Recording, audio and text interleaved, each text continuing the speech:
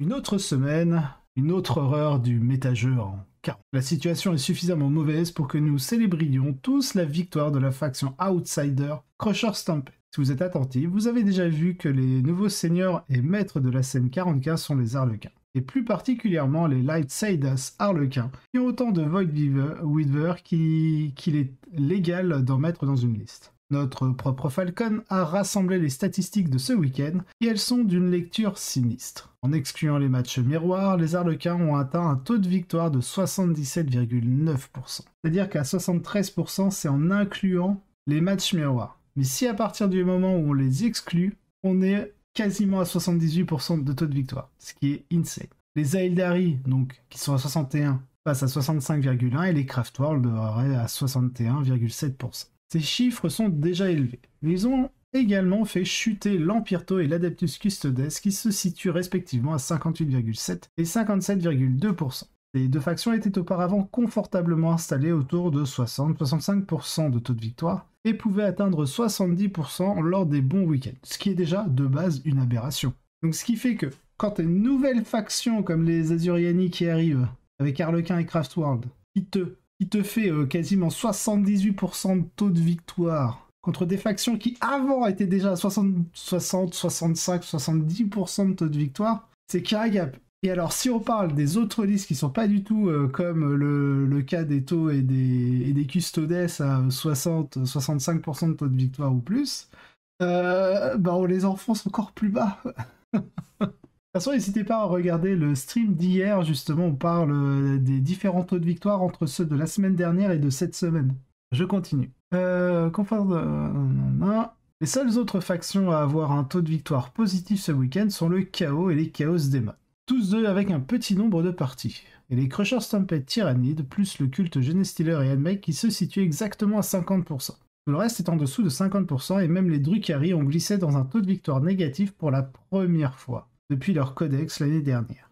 Pire encore, l'Adepta Sororita, 28,6% et l'Astra Militarum, 20,4% sont tombés dans la tranche 20-29%. Tout comme un certain nombre de chapitres Space Marine, le plus significatif en termes de nombre de parties jouées est Blood Angel, qui se réjouit cette semaine d'un taux de victoire de 26,7% sur 60 parties jouées. Ce qui est, du coup, pour une faction, entre guillemets, merdique. Alors, je mets des guillemets parce que merdique dans l'esprit du méta. GDMP, hop.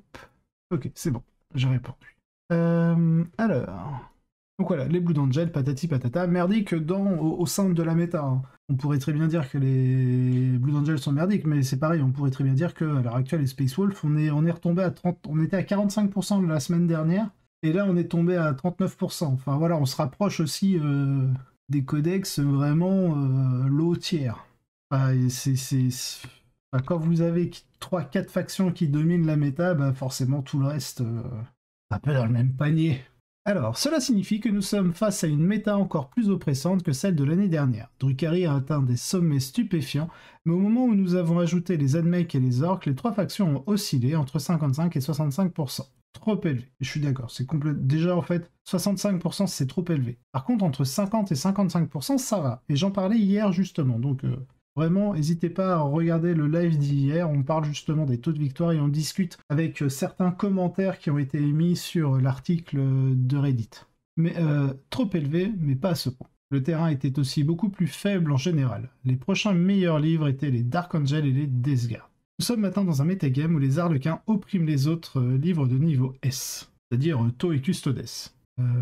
Hop, voilà. Alors, en route vers les demi-finales, les trois premières parties de John Lennon à l'Adepticon étaient contre des Tau et des Custodes. Ah oui, déjà, forcément, si tu rencontres Tau, Custo, dans le début de ton tournoi, ses adversaires avaient une moyenne de 14 points de victoire par partie, sans compter les scores de peinture. Rejeté de Manchester, le premier joueur non Tau, Custodes, Aeldari, Inès était Henry Bearn en 22e position. Seuls 3 joueurs ont obtenu 4-1 ou plus avec une armée autre que celle-là. 2 gars, dont Henry sur Thousand Suns, et un joueur de Chaos Demon. Toutes les autres factions ont obtenu 3-2 ou moins. Dans l'ensemble, la seule armée qui suit vraiment le rythme des 3 premiers est celle des Tyrannies de Crusher Stampede, et bien. C'est aussi une armée qui a beaucoup de problèmes. Il y a un nouveau codex imminent qui semble devoir la catapulter dans la catégorie des Harlequins. c'est vrai que le Codex V9 Tyrannide, c'est un style de jeu complètement différent au Tyrannide V8. Je vais avoir une armée de Necrons à partir de demain. Oh, ça va te changer la vie, ça. Avec 60 dépeceurs, Brock. J'en étais où? Voilà, oui, je disais, le Codex Tyrannide V9, alors déjà on se pose la question, est-ce que le supplément Crusher Stampede sera toujours d'actualité ou pas par rapport au nouveau codex? Parce que, d'après Aimé, je vais juste prendre ces mots, il y a quand même des choses débiles qui est possible de faire. D'un autre côté, si jamais c'est pas d'actualité, c'est pas grave, parce que le Codex Tyrannide va changer, change complètement le style de jeu. On est vraiment sur un jeu, c'est mon avis personnel et c'est aussi l'avis d'Aimé, où on est vraiment sur un codex polyvalent, qui va vraiment demander à ce que les listes soient très adaptables. Parce que le Tyrannide a clairement beaucoup de possibilités sur énormément de phases, que ce soit de tir, de corps à corps, de psy, et je pense que ça peut être un codex très complet, où on va pouvoir aussi observer, je pense, a priori, plusieurs styles de jeu. Bon, Aimé est connu pour jouer le Léviathan. De toute façon, Crusher Stampede, c'était Léviathan, mais a joué déjà Léviathan bien avant. Et pour l'instant, je n'ai joué moi-même qu'en Léviathan ou contre du Léviathan. Et ouais, ça encaisse bien. Bon, ça a quand même quelques points faibles, mais ça a une résilience qui est très correcte, ça a une létalité qui est plutôt très correcte. Aussi bien au psy, ça peut envoyer pas mal de mortels s'il y a besoin d'envoyer des mortels. En phase de tir, il peut y avoir une très bonne saturation, pas non plus excessive comme ce que peut faire le taux avec les airbursting, les AFP, mais ça reste quand même une saturation qui est très correcte. Ça a des tirs assez solides maintenant via les canons venin qui sont passés force 9 et dégâts 4. Et ça, j'ai vu du Plague Burst Crawler se faire sauter à coup de 2 tirs de canon venin, quoi. Donc ça reste quand même un codex qui sera fort. Est-ce qu'il sera aussi abusé que les Arlequins? J'en doute. Après, est-ce qu'il sera partie du meilleur tiers? Je pense, oui. James est en voyage Oula, je reprends. James est en voyage d'affaires cette semaine. C'est donc moi qui rédige cette intro et je vais me permettre de faire un peu d'éditorialisme. En bref, c'est la merde. Et il est peu probable que ça s'améliore dans les mois à venir. La 9ème édition a sans doute les meilleures règles de base qu'une édition de 40k ait eu. Ça c'est vrai. Si on se limite vraiment aux règles de base en incluant les facs, je suis d'accord pour dire que la V9 est la meilleure version de 40k qui n'ait jamais existé, et pourtant j'ai connu 40k de la V2. Il y a quoi? Il y a genre juste la V4 et la V6 où j'ai pas réellement joué. Mais la V4 et la V6 sont connues aussi pour être des versions de transition. Donc je suis assez d'accord pour dire que la V9 en termes de règles est la plus... est la meilleure, quoi. Tout simplement, point. C'est certainement celle que j'aime le plus. La conception du codex, en termes d'injection de saveur dans le livre et de viabilité de la plupart des unités dans la plupart des livres, est meilleure qu'elle ne l'a jamais été. Une caractéristique constante des livres de la pré-9ème édition était que plus de 50% des fiches techniques d'une armée étaient constituées de choses qui étaient censées faire un travail particulier mais qui n'avaient absolument aucune règle pour les aider à le faire. Les confinant soit une utilisation de niche dans un rôle inattendu, soit à quelques années de plus dans un placard. Malheureusement, l'équipe de conception a aussi complètement perdu le contrôle d'un mélange de règles d'armée, de traits, de factions, de stratagèmes et d'autres bonus, et semble attribuer des coups de points en lançant des fléchettes sur un tableau. Puis en ajoutant ou en soustrayant 10% selon que Jupiter est en ascendance ou non. Non mais, alors, ce que j'aime avec Gunhammer, pas mal, pas envie de dire pas mal parce que je connais pas, mais de quelques ressentis de joueurs non tournoyeurs par rapport au site de Gunhammer, qui le lisent et tout, on peut me remonter de temps en temps que est-ce que Gunhammer ne lisserait pas un peu ses articles pour brosser Games Workshop dans le sens du poil? À chaque fois je leur dis bah non, moi je les lis les articles et quand ils doivent chier sur le jeu, ils chient sur le jeu. Et là, clairement, quand on dit pour les coups, on lance des fléchettes sur un tableau, puis on ajoute ou on soustrait 10% selon l'ascendance de Jupiter, clairement, c'est pour dire que ils font de la merde. Les data slates sont un bon pas en avant pour ce qui est d'aborder les choses en temps voulu, et ont eu un impact significatif sur quelques problèmes. Mais les mises à jour des points dans les manuels de Terra Monitorum sont risibles. Il semble qu'il y ait eu très peu de réflexion pour examiner chaque faction de manière holistique. Et au lieu de cela, nous avons des ajustements de points épars basés sur des informations périmées, associées à une réticence fondamentale à faire des changements significatifs et un effet élastique, apparent, ou si certaines unités deviennent moins chères, d'autres doivent être augmentées pour compenser. Là-dessus aussi, j'en ai parlé hier, je donnais l'exemple par exemple du Dreadnought Contemptors, où à un moment M, il a été très très puissant, et à ce moment-là, il aurait dû prendre un nerf. Mais maintenant, quand on se rend compte de la sortie Custodes, To, et d'autant plus Craftworld Harlequin, on se rend compte que est-ce qu'on avait réellement besoin de nerf le Contemptors? Non. Non, en fait.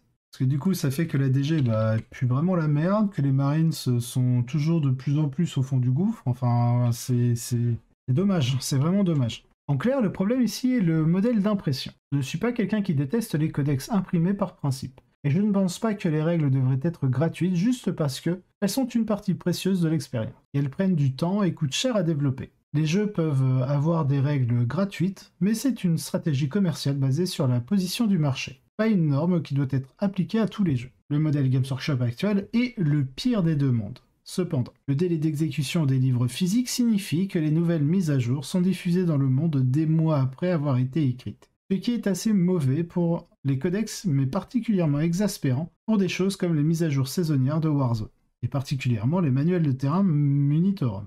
Tant que cela persistera, nous continuerons à avoir des modifications de points bizarres apportées à des unités des mois après que leur viabilité compétitive soit tombée, et des améliorations et des diminutions d'unités faites sur la base de souvenirs incomplets d'un méta-jeu, il y a 2 ans, avec lesquels nous sommes ensuite coincés jusqu'au prochain codex, potentiellement des années et une autre édition du jeu. Entre-temps, il y a suffisamment de changements pour que les joueurs achètent des livres cartonnés coûteux qui ressemblent de plus en plus à des fromages suisses au fil des mois, ce qui est mauvais pour tout le monde. Ça tape sur les fromages suisses. Salut Broken, ça va? Ça se passe bien? Broken et suisse. Quand je dis que ça n'hésite pas à taper. Cartonné, fromage suisse. Cela brise la confiance dans les livres imprimés parmi les joueurs à l'esprit compétitif et crée un fossé de connaissances entre les joueurs compétitifs et les joueurs occasionnels, ces derniers ne sachant même pas nécessairement qu'une mise à jour a eu lieu. Oh, c'est génial les fromages, c'est un compliment. Oh, une petite anecdote sur les fromages aux US. Je sais pas, je crois que Gunhammer ils sont anglais. Je suis pas sûr qu'ils soient US. Ou alors peut-être qu'ils sont moite-moite. J'ai un pote en fait qui, c'était avant le Covid, il faisait beaucoup d'événements aux États-Unis parce qu'il travaille dans le domaine informatique, nouvelles technologies, etc. Et il m'expliquait qu'une fois ils sont allés sur l'équivalent de nos marchés aux États-Unis et là ils ont trouvé un stand qui vendait du fromage du Sainte-Maure de Touraine. Pour ceux qui ne le savent pas, je suis de Tours, donc de Touraine. Sainte-Maure est pas si loin que ça de Tours, une quarantaine de kilomètres je dirais. Même pas, non, même pas 40, peut-être plutôt 25-30. Enfin voilà. Et du coup, il se dit, ah chouette, on va aller se prendre un bon Sainte-Maure de Touraine. Alors moi, je n'aime pas du tout le Sainte-Maure de Touraine. Mais bon, passons. Je suis un Tourangeau bizarre. Et du coup, ils arrivent sur le stand et ils font, pourquoi il manque la croûte sur le fromage? Et du coup, la personne qui vendait le fromage dit, la croûte, ça se mange pas. Alors je vous laisse deviner la tête de mes amis quand on leur a répondu ça. Surtout sur un fromage. Ah là là. Donc voilà, si un Américain critique le fromage suisse, est-ce que la critique est forcément à prendre? Il n'y connaît rien à la vraie nourriture, d'autant plus s'il est anglais. C'est vrai que la gastronomie anglaise par rapport à la française...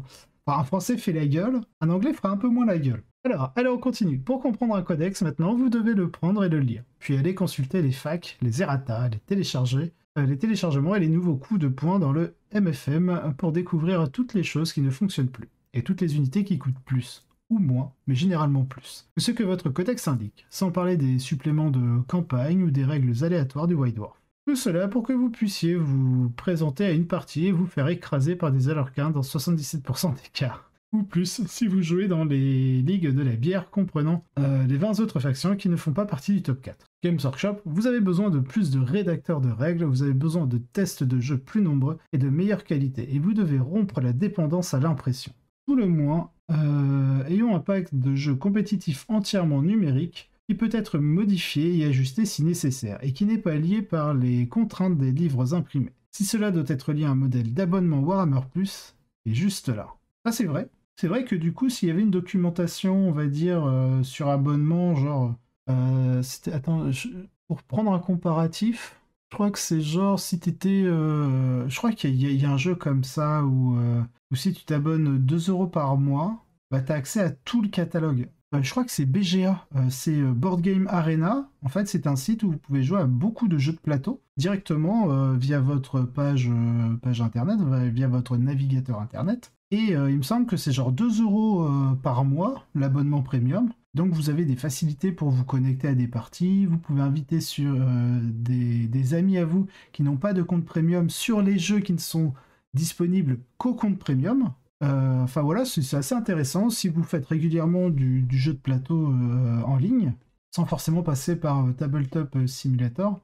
Bah ouais, genre un 2 € d'abonnement, mais il y a tout le hobby compétitif qui va payer les 2 € d'abonnement pour avoir accès à toute la documentation en ligne pour le côté compétitif. Donc enfin, c'est pas aberrant en soi, et ce sera bien mieux que le plan qu'ils nous ont pondu à un moment où on devait payer un abonnement, je crois que c'était 5, entre 5 et 10 € par mois l'abonnement pour avoir un builder d'armée.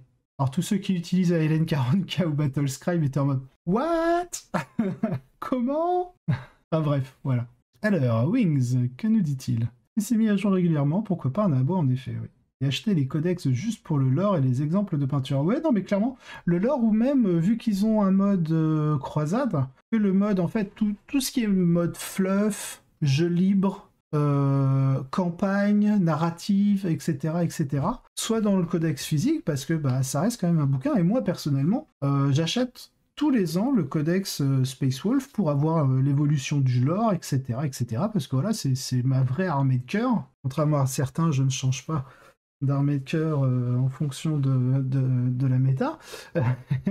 et, et du coup, voilà, ça m'empêchera pas de prendre l'abonnement à côté pour le compétitif et d'un autre côté, bah, acheter le bouquin de l'armée qui me plaît et basta en fait. Ouais, c'est quand mais j'aime avoir d'autres armées. Oui, non, mais enfin voilà, c'est vraiment. Après, de toute manière, comme je le dis souvent, c'est ton fric, t'en fais ce que tu veux. Hein. Tu veux l'utiliser pour acheter tous les codex parce que c'est ton kiff et de pouvoir lire le fluff de tous les codex. Ah, je vois pas le souci non plus. Hein. Moi, je parle des Space Wolf pour l'armée de cœur parce que c'est ce que je fais. J'achète que du Space Wolf au niveau des codex. Le reste, ça tombe du camion, on va dire. Alors, Wing, je suis revenu de la Business Factory mardi soir pour couvrir ce qu'il en reste. Et oui, tout cela semble largement exact. Bref, j'en ai assez de me plaindre, parlons des événements qui se sont réellement déroulés ce week-end. Donc on a le Major, donc l'Adepticon, on avait vu 8 games pour le top 16, parce que c'est un événement qui était en 4 rondes, et après les 4 rondes, ils ont pris, je sais plus si c'était le top 16 ou le top 32, je sais plus, mais voilà, après ils ont fait 4 autres games max. En tout cas, le premier et le deuxième ont fait 8 games. Le Manchester GT, 7 games, 5 games, etc. On a parlé hier, donc ça je passe. Nous allons également parler de la RTT WTSL de San Luis qui s'est déroulée ce week-end. Nous n'avons pas l'habitude de parler d'événements de cette taille, mais nous voulions mettre en avant celui-ci parce qu'il s'est déroulé en Argentine, un pays avec une très petite scène 40K. Non seulement l'Argentine elle-même est assez éloignée de la scène 40K mondiale, mais San Luis l'est encore plus avec de nombreux joueurs parcourant des centaines de kilomètres depuis Buenos Aires jusqu'au contrefort des Andes pour jouer. En termes de 40K, c'est très loin des sentiers battus. Et nous sommes toujours heureux de mettre en lumière les événements qui se déroulent dans des endroits qui sortent du cadre normal des discussions de 40K. Et bah chapeau Gunhammer, c'est une super idée, c'est très très bien.